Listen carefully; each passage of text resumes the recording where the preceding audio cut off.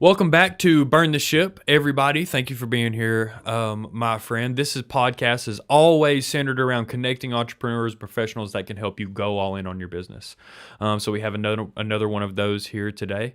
My friend Andrew here has walked the walk, talked the talk, and understood entrepreneurs for a long time. So we're going to hear a little bit about what he has to say.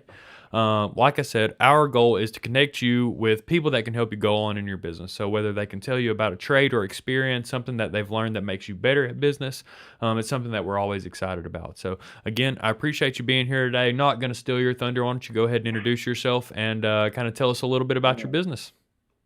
Yeah, so I appreciate you having me on. Thank you for inviting me.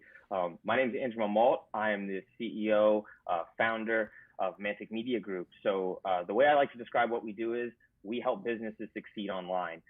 We primarily do that through paid advertising, search marketing, social media marketing, content marketing.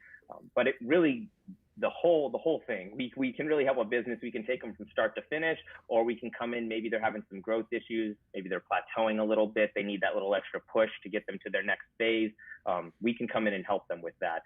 We've started out, this journey's been a long one. So for me, I started out in web development, things like that. And then as time progressed, and as my skills and my team's skills progressed, and people I've met over the years, we just added service categories. So we really help businesses. We can take them from start to finish, or come in the middle and take them to the next level, so to speak. Sure. So kind of tell me a little bit about a story of how you guys got here, because I know you said that you've been kind of interacting with people on this grounds for what, 15 years. You've been working with small Yeah, businesses 15 years. What's kind of been that yeah. story? Because I know social media marketing has really only been, a hard focus for a lot of small businesses for the last maybe 4 or 5 years. So tell me a story of how you kind of got where you are now and how you understood what the value was to the clients that you're hoping to work with. Oh, for sure. So my story really, realistically, I like to say it started out when I was 14 years old. That's really when I got into business and entrepreneurship. Before that, I was always running small businesses, mowing lawns. I would try to sell anything I had. We would have garage sales. I'd want to sell stuff. I was always just sale minded, and I enjoyed just the hustle. I enjoyed the grind. I enjoyed working. So at 14, I started getting involved in the local business climate here. I got my first job. I worked at a retirement home at the time, but I started dabbling in side hustles. Sneakers and clothing, hip hop clothing and sneakers were just starting to get popular. And where I'm from, that was not popular. You were not cool if you did that. However, I was one of the few kids, specifically one of the few white kids in my school and area that were into that stuff. So I started networking with local businesses that started to sell that. I got really close with some local entrepreneurs here in the clothing space. And from a young age, I started selling clothes and shoes online. And that was sort of what got me interested in the digital side of business. As things progressed, I got into college. I started working and learning about all different kinds of marketing and media. Once I got into college, I actually founded my first business, my first, I would call it legitimate business. And it was a consulting business to help entrepreneurs and business owners succeed in the digital world, sort of the same thing I'm doing now. But it was a little bit early on. I didn't have a lot of experience. I was also 2021, and it was very difficult for me at the time to make that connection between a lot of people who were much older than I and had a lot more business experience, and try to come in and tell them, look, here's how I can help you succeed in today's world. Frankly, a lot of them laughed in my face and said, how are you going to teach me business? I'm twice your age. So that was a really eye-opening moment for me. I spent about 6 to 8 years after that, because that business did end up failing.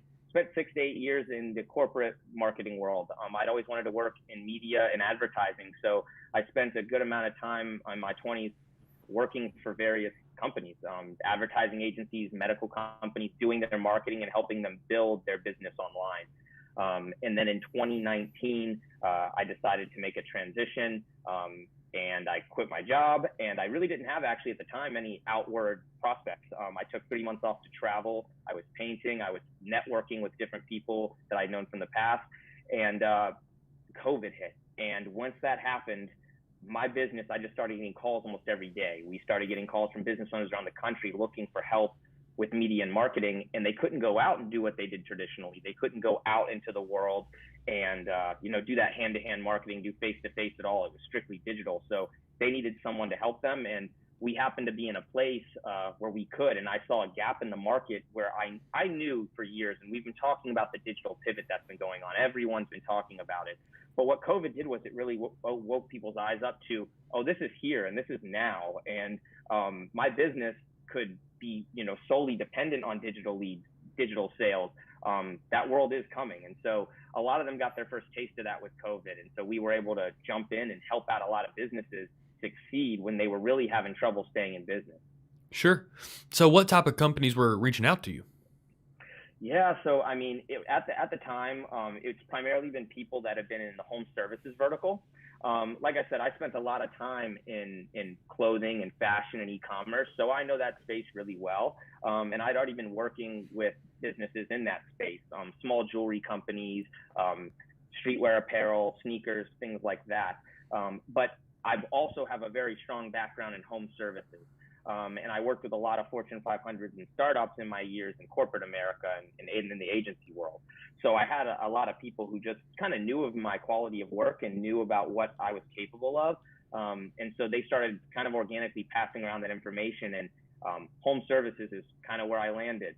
We have a lot of lawn care businesses. We work with a lot of a very large national franchise that does extreme cleaning, biohazard cleaning.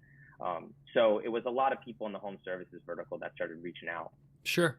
And what kind of marketing were you guys doing? What kind of separated you and helped you guys float to the top as COVID hit?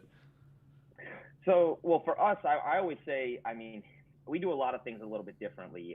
So I spent a lot of the time, like I said, I worked with small business, big business, and everything in between. And one of the areas that I always saw, small businesses generally don't get the same level of attention, obviously, as some of the big level advertisers do. I was able to take that understanding and knowing what they're looking for, and I really saw it as an opportunity for us to fill a gap to provide, the way I look at it, the same level of knowledge and detail that you could provide to a Fortune 500 level business, and bring that to small businesses and medium-sized businesses. So I think where we're really able to provide a lot of value is they get a lot of hand-to-hand touch points with us. There's a lot of transparent communication. We're able to provide transparent reporting so they can actually see where their dollars are going and how that's contributing to the bottom line of their business. So I think that we really stand out because we don't just come in to our clients and say, this is what we're selling you, and this is what's going to work for you. We actually take a step back, and when they come to us and they say, hey, I've got this problem and I want you to solve it with this method, we actually take a step back and say, well, hold on. We want to understand the full picture.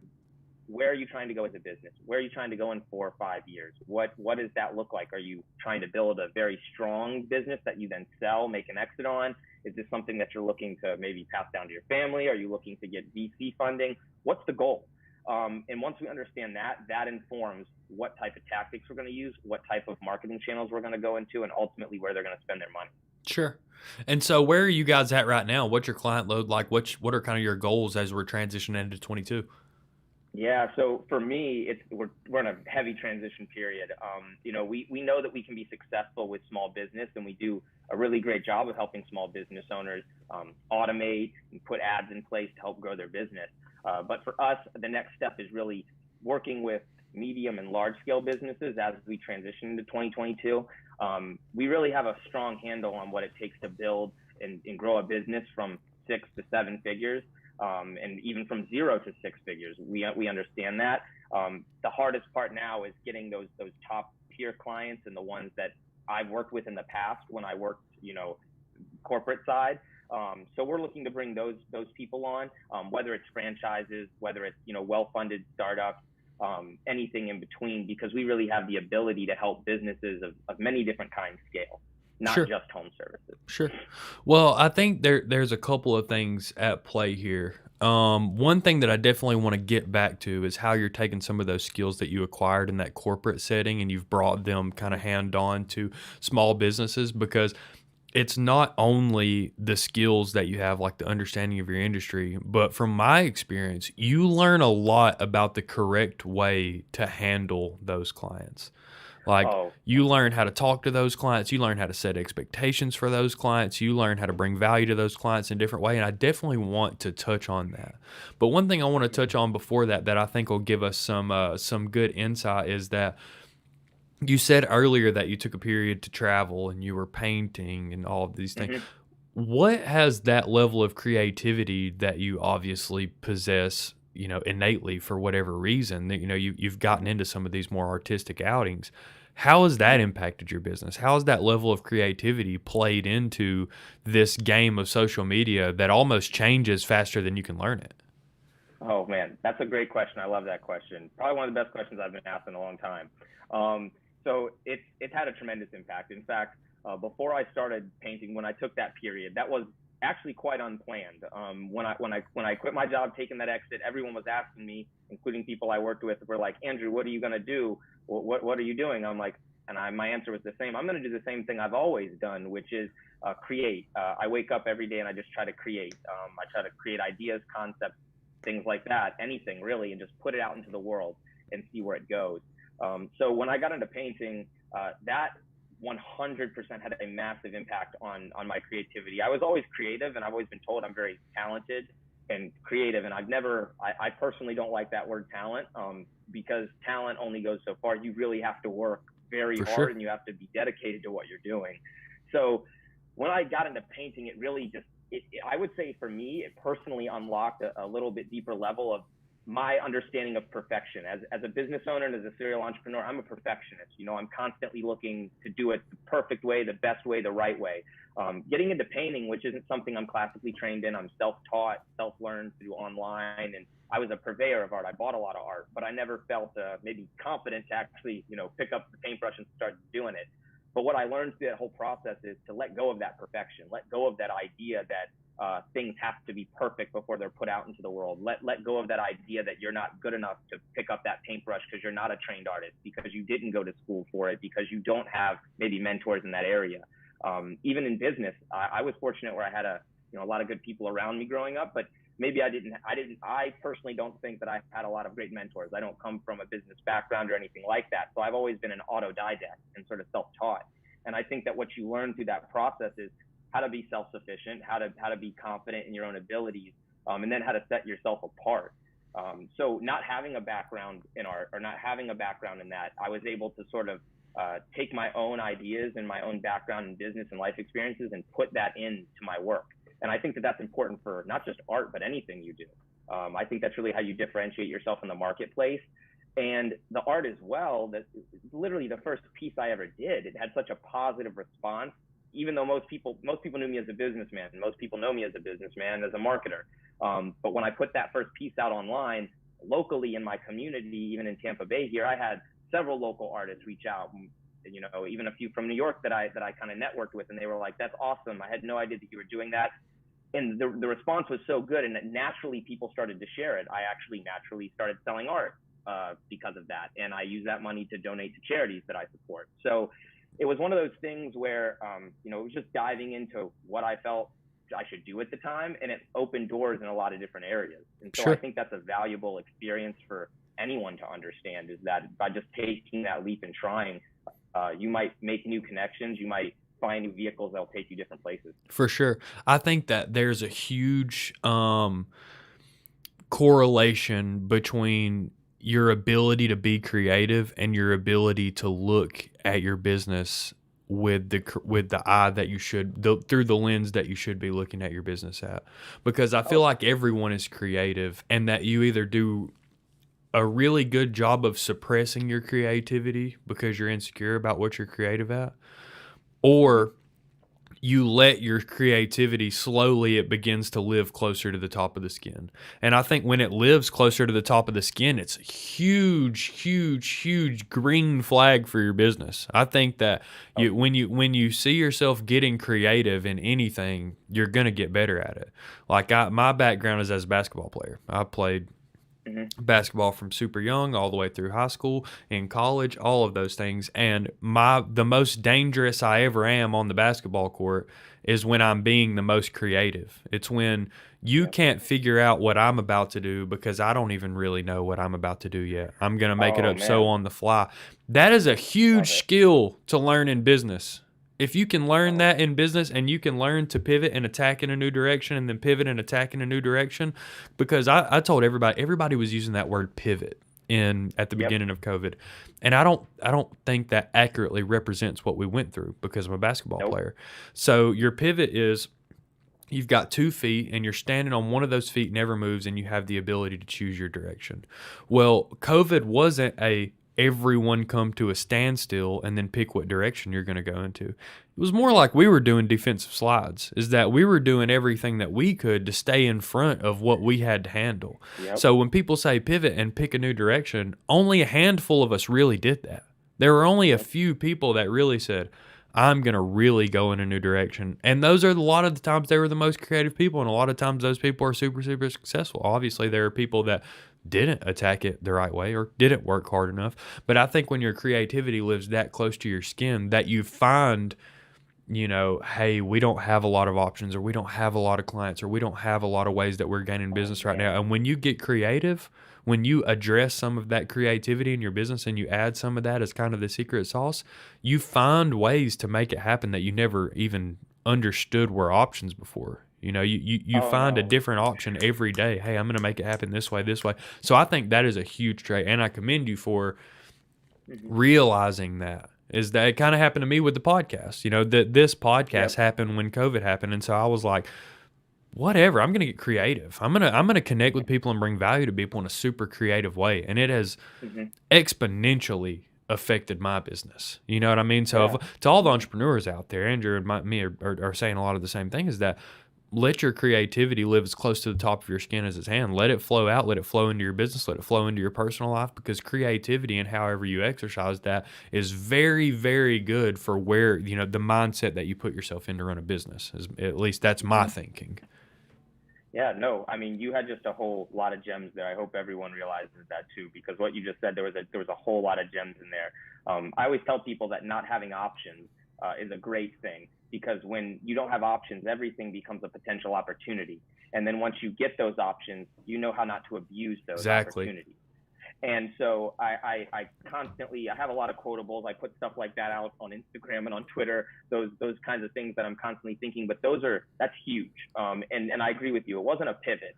Now I say the word pivot a lot because I've pivoted a lot over my career, over in business. I do pivots all the time. I say that I've said it since I was like a teenager, you have to master the pivot in business if you want to be sustainable. Now, what that means is, like, when something goes bad or something's going south, you don't throw in the towel. You just try to find another way. You pivot to another industry. You pivot to another space. You pivot to a different strategy. You solve a new problem. You solve a new. Like I said, my first growth firm, or agency rather, it was called an agency back then. It failed. I failed. It took me about a year before I finally got rid of it on LinkedIn, before I took everything down, before I got rid of the website, because I personally wasn't ready to take that loss. Probably I wasn't mature enough at the time. Sure. I wasn't ready to admit to myself, hey, this didn't work out the way I had planned it to. And so I think that's another thing too. That's a big piece, and that I think other entrepreneurs and people who are coming up need to learn is there really isn't a failure, but there's a time to throw in the towel and pivot and find your next thing. There does come a time for that, and you have to know when that time is. And I would say do it faster rather than wait and drag it on, because the faster that you're able to say, okay, I learned these lessons.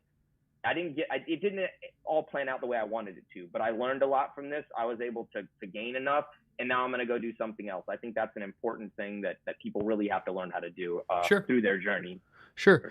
Well, when you put yourself in that creative mindset, the next thing that I wanted to ask you about was how you said you learned some things in the corporate setting that you were able to bring to the small business setting that really was able to set you apart. Yeah. How are some of the people that are right now in our audience are in a corporate setting and they want to acquire a business and they want to start a business, they want to own their own business, they want to set their schedule, they want to be their own boss? What would you say are some of the most valuable things that you can learn in a corporate environment that you can translate over to your small business that will help you be successful? So it's different for everybody, right? And that's a tough question. I'm going to try to give you the best based on my position and what my experience is. It's a tough question because everybody has different strengths and weaknesses just inherently, right? For me, I'm someone who's personally really, really disciplined. I'm really good with time management, and I'm extremely focused. Not everyone that I've met, nor most people, I would say most people tend to lack in the self-discipline and in the managing their time, right? That's where a lot of people kind of fall short. Those are two of the by far, in my opinion, the most biggest and most important things that you can start to learn to establish when you work in a corporate environment or a job environment, your 9 to 5. The reason I say that is because if you take it seriously and you go into work and someone's telling you have A, B, C, D, E, F, G to complete, you've got these tasks to do. If you take that seriously and you really dedicate yourself to it, you can really help yourself establish patterns. So you can learn how to establish your work pattern and what cadences work for you. For me, like I said, I've always been very, very good about that. So for me, when I left the corporate world, the problem wasn't the discipline or the time management. It was really just, okay, how do I take all these ideas and things that I've learned from a technical aspect and apply them for my next big thing? For me, I would say the biggest thing that I got out of working for corporate or working for any type of business is the technical expertise you can get, the technical skills that you can get from people who are very qualified, who are, they really know what they're doing. They might have been doing it for 20 years longer than you have. So I was able to learn a lot of technical skills, and I think that is what it can be immensely valuable for, learning a lot of the hard to know things. But I say that that's changing now. I wouldn't have been able to say that. We have tons of online resources now where I sometimes even question the value of me even doing that. Like, I spent 6-8 years and I had a great time, met great people, made a lot of money for a lot of great companies, helped build people's careers and build people's businesses. And I also got a lot of experience out of it. But nowadays, a lot of the stuff that I learned from a technical expertise, you can go online and buy a $20 course and learn those exact same things and not have to dedicate X amount of years of your life or anything like that to maybe a company. You can acquire those skills a lot faster. So I would say it really depends on the person, on what you can get out of that experience. I also made some great friends. I would say that that's probably the best thing I got out of that corporate experience is I met some really great people. And I maintained a lot of those relationships that also have helped me in my, entrepreneurship journey. A lot of them maintain communication with me. A lot of them own businesses now too. And so it's a referral network, that definitely helps build up your referral network and build up, people who know of you, know your work, and trust what you do. Sure. I think that the structure and organization thing is huge for people that don't realize they lack that in their small business as well, is that you spend a lot of time figuring out, hey, what is this process? What is our sales process? What's our customer service process? What's our new hire process? Yep. What's our onboarding process? There are so many things that you really have to flesh out before you have a well-oiled machine that works in your business. You can learn a lot of that from corporate. They have figured that out. I would agree. There's several types of problems in businesses, right? Sometimes they're paper problems, they're money problems, they're bill problems, they're expense problems, they're hourly problems. A lot of times they're people problems. And so I think that that's one thing that you have to learn from your small business specifically, is that when you're managing and handling people problems, that there's some practice that goes into those problems. Those problems are a little bit different than the problems that are your paper problems. So especially if you're acquiring a business and you've saved up and you've exhausted your 401k from your last company because you're going to put all of the money and all the resources that you have into this acquisition of business, is that you have to learn the people problems, and you can get either of those things really from corporate. You can be a merger and acquisition expert that understands finances and financing and businesses and what your multiplier is and when you need to exit to make your money. But you also learn a lot about how companies treat their people. And even more importantly, you learn a lot about how companies don't treat their people good enough. That would probably be, I would say that that's probably also another thing that infuses itself in the work that I do. So from day one, when I founded Mantic, I had a very clear vision of the types of organizations that I wanted to align myself with, the types of businesses and things that I cared about and that I felt like other people would really care about, to where they would want to work for an organization like this. So I would 100% agree with you. I learned a lot of what to do, but I also learned a lot of what not to do, and a lot of things. A lot of ways I kind of, as an employee and someone who, and to be fair, I also tell everyone, and this is a way I live my life, I don't have an employee mindset. We use the word entrepreneur a lot. Entrepreneur is simply a mind state. Sure. Absolutely. It is a mind state. It's just a sense of responsibility is the way that we describe it. Is that a sense Yep, of I love that. responsibility in your industry? Because when I started here, like I've been with the company I've been now for like 5 years, um, it was the two owners of my company and me. Like that was Yep, our team, and now we're a team of like 12. So it's it's I've awesome. I've saw it grow from nothing to everything that it is now. Hmm. So they've one thing they've recursively told me nonstop is that you have to take some level of ownership in your company, or you're never going. This company is never going to be the vehicle that you're looking for to get rich. And I'm like, okay, Correct. that makes sense. So they started telling me, well, the company I work for was a phrase that I used a lot. My boss came to my office one day and he said, start saying my company. He said, Hmm. start saying my company. When you're on the phone, people like that, start saying my company. And I was like, well, I don't want to confuse the people that I'm talking to that I'm the owner or make them think they can pitch me or anything like that because I'm not the decision maker here. And he says, Bailey, it's your company. Bailey, this is your Hmm. company. If you take a piece of ownership in this company and you adapt that mindset mentally, I promise you that you will have some equity here before you leave. And I was like, okay, Yeah. that makes a lot of sense. And ever since I've approached it from that mindset, that I would call myself an entrepreneur now because I look at myself like a partner for all the people that I work with, even though I wasn't for a long time. So Yeah, well, you just hit it. You just hit it right there. I have another. It's a very popular tweet I put out. It's something I say to everyone. It's something I coach a lot of young guys on, young people on. Is I tell them that if you can change your mind state from working for someone to working with someone, you're going to be exponentially more successful in everything that you do. I've never worked for a single person in my life. I've never, and I mean that. I mean, with all due respect to my previous CEOs and everything, I've never worked for anyone. I have worked with people. Once you also become aware of your skills and your worth, which everyone needs to I feel, do that. You will realize that a business is nothing without people. People are business. People are the business. People buy from people. So if you're waking up and you're delivering and you're looking around in the room and you're going, I work with these people, you're going to have a shared sense of responsibility for their livelihoods, for your livelihood, for what you're building, and you're just going to do a lot more. You're going to be much more successful. So I don't know. I don't like the idea of working for. It's very autocratic sure, when people say like sure. working for, and it places responsibility on other people when you need to be taking responsibility for your own actions, for your own future. So Yeah, working with absolutely. mindset. Yeah, absolutely. I wanted to ask if say that this company goes exactly the way that you want it to. You definitely have this influencer esque type of air about you. So you have a message to speak, something to teach, some interaction that you want to have with people that leaves people feeling a certain way. What would you be doing with those unlimited resources if you had them today? Like you Oh, said that you use the money from your paintings to yeah. support local charities. Like what are some of those passion projects that you have, or some of the things that you want to teach people when you get to that point? Yeah. I mean, for me, when we talked right before the beginning of this too, like I had my own podcast. I have my own podcast as well that I had started right before COVID. So for me, if I wasn't doing this, I mean, the sky is the limit. I really don't like to say. I used to call myself like a marketer. I used to call myself an entrepreneur. Now, if you go to my Instagram, Twitter, any of that, I just say human. I don't really have a set of things. I have a set of businesses and industries that I'd like to go into and things that I'd like to build. But if I wasn't doing this, I mean, I'd be putting.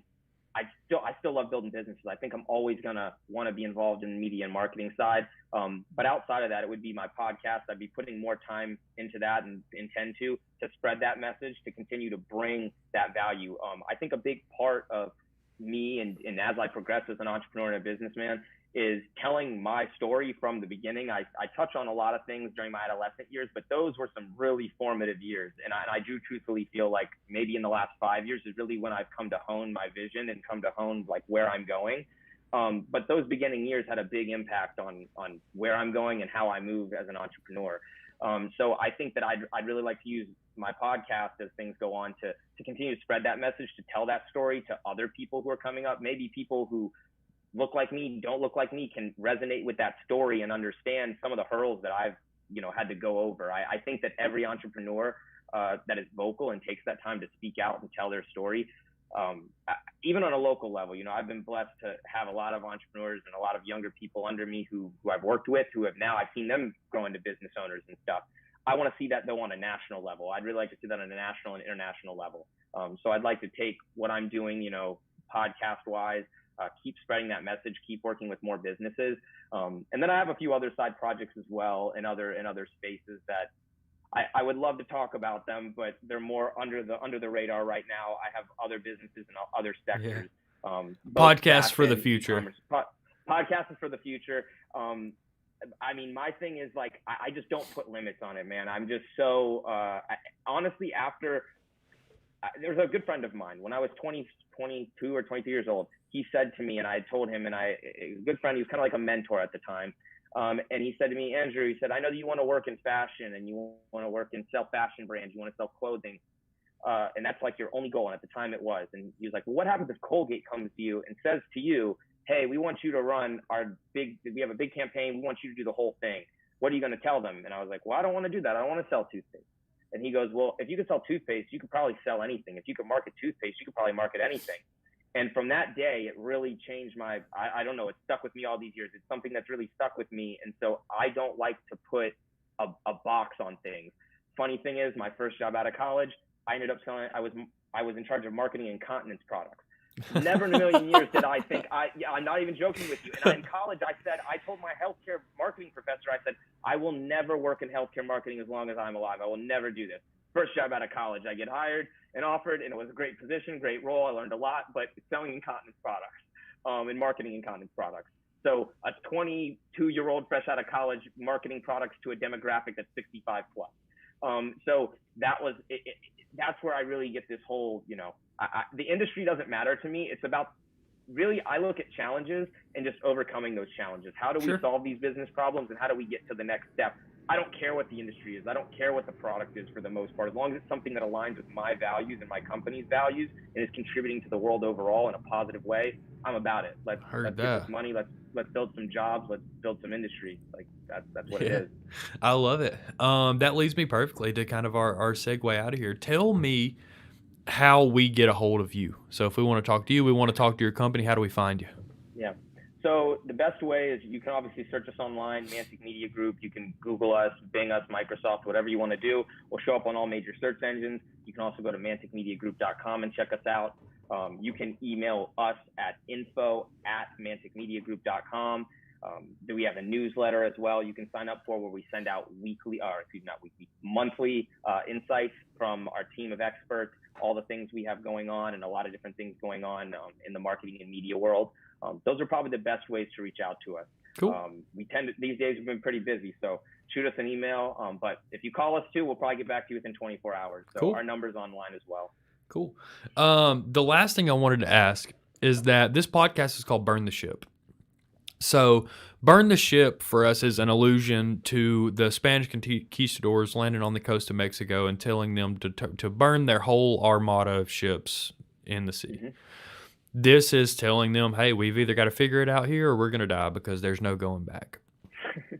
A lot of that is, maybe not to the nth degree the way that is, but business is that to us, is that if you don't burn the ship and you don't dive into everything that you're doing all the way, you're going to have a hard time being successful. So picture this. There's people that are listening to this podcast right now, and they're either in the first couple of years of their business and they're still trying to kind of find their way. They're in a corporate position the same way you were, and they want to go acquire a business or they want to go start a business. That is kind of one of their passion projects or side hustles right now. What do you say to those people that every day when they wake up, it weighs on their mind? Is today the day I burn the ship? Is today the day I go all in on my business? Is today that day? Because I think that all of us knows that we never really know when exactly that day is going to be. So what do you say to all those people that are kicking that around in their mind? Oh, well, I've been there. I've been there a couple of times. So if I had to say anything to those people, I would say be methodical, be smart, and plan. Burn that ship. You should absolutely do it. You should absolutely take that leap. But make sure you're somewhat prepared. Make sure you have a plan, and make sure that when you do take that leap, that you're going to commit full force, blood, sweat, tears, everything in between. You're going to commit to that. I did not go outside for 8 months except to go to the gym and lift weights and buy groceries. I did not, for the better part of a year, speak to anybody. I lost a lot of friends, lost a lot of business associates. Do not be afraid. You're stepping into your purpose. You're not running away from anything. So that's what I would tell them. You need to be prepared, mentally prepare yourself, and financially prepare yourself. But then once you're there, don't look up until you go, whoa, look what I've built. Because once you're able, when you do that, I promise you're going to be shocked. Sure.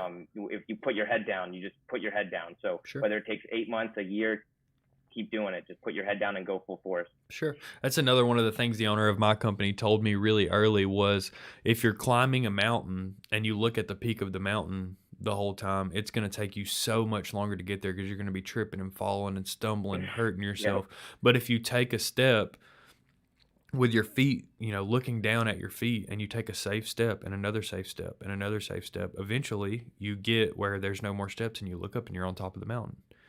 So it's a lot about perspective too of, doing a lot of the little things right makes the big things a lot more easy. So I appreciate you being on the podcast, my friend. You've left us with a lot of memorable gems and tidbits. I hope to have you back on, especially as your business continues to progress.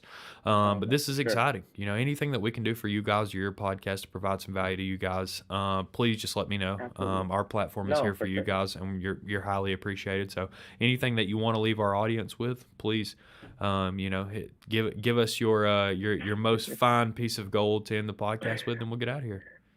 Oh man, that's tough. You're setting the bar high for me. I feel like I gave a lot of those. I give the best I can, but seriously, I appreciate you having me on.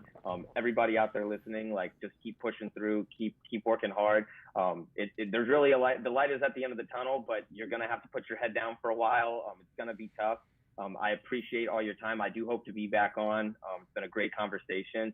And yeah, everybody out there, just keep killing it, keep pushing, and let's kill 2022. Let's have an amazing year. Yes, sir. Absolutely, I love it. Thanks for being on again, my friend Andrew, Mantic Media. Yes, sir. Thank you.